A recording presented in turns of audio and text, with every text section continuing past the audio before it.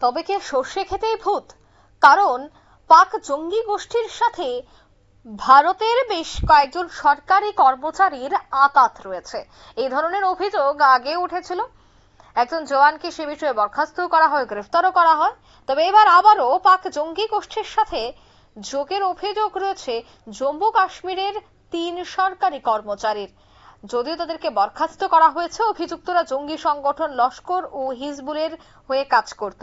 সূত্রের খবর, ৩ অভিযুক্তের মধ্যে রয়েছে একজন পুলিশ কনস্টেবল। বিস্তারিত সেই বিষয়ে জানবো। টেলিফোন লাইনে যুক্ত হয়ে গেছে নিউজ ভ্যানগার্ড প্রতিনিধি প্রিয়সী। প্রিয়সী, ঠিক কি জানতে পারছো? দেখুন কিটা, এই মুহূর্তে যা আপডেট রয়েছে তাতে দেখা যাচ্ছে যে পাকিস্তানি জঙ্গি গোষ্ঠীর সঙ্গে জড়িত থাকার কারণে জম্মু কাশ্মীরের ৩ জন সরকারি কর্মচারীকে বরখাস্ত করলেন লেফটেন্যান্ট গভর্নর মনোজ সিনহা। আর সূত্রের খবরে এও জানা যাচ্ছে যে অভিযুক্তরা নাকি পাক মদতপুষ্ট জঙ্গি সংগঠন লস্কর এবং হিজবুলের হয়ে কাজ করত। আর গত ২২ এপ্রিল পহেলগাঁওয়ে ২৬ জন ভারতীয়কে গুলি করে হত্যা করে লস্করের ছায়া সংগঠন টিআরএফ।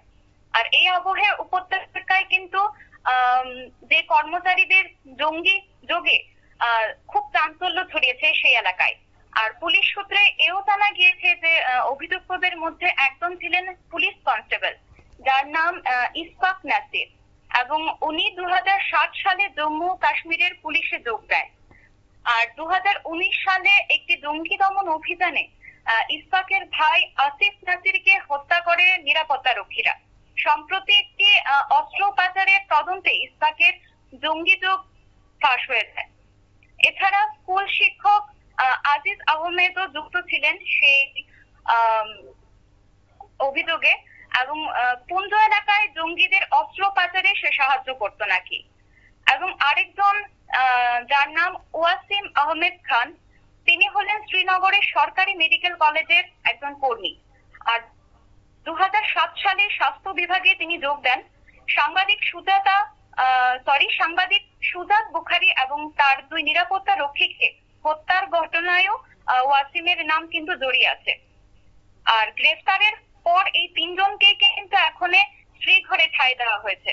এবং আমাদের কাছে আরো যা আপডেট রয়েছে তাতে জানা যাচ্ছে যে তদন্তকারীরা জানিয়েছেন পুলিশ এবং অন্যান্য সরকারি অফিসারের কর্মীরাও হয়তোবা এই সন্ত্রাসবাদীদের সহযোগী। আর এই ঘটনা কিন্তু অত্যন্ত বিপজ্জনক।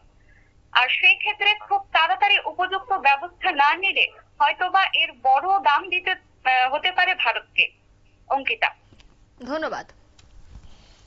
অর্থাৎ ইতিমধ্যেই ৩ অভিযুক্ত সম্পর্কে পুলিশ আজ পেয়েছে। পাক জঙ্গিদের সঙ্গে যোগ, জম্মু কাশ্মীরের বরখাস্ত করা হয়েছে ৩ সরকারি কর্মচারীকে। কোনোভাবেই কিন্তু নিরাপত্তা বা কোনোভাবেই কোনো বিষয়কে ঢিলে ঢালা দেওয়া যাবে না। সবটা বিষয়ে তৎপর রয়েছে প্রশাসন।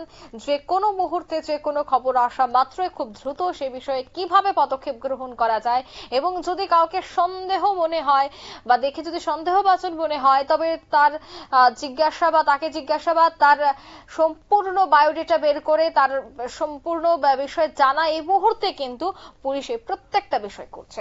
নিয়ে নিচ্ছে ছোট্ট একটি বিজ্ঞাপন বিরতি, সঙ্গে থাকুন।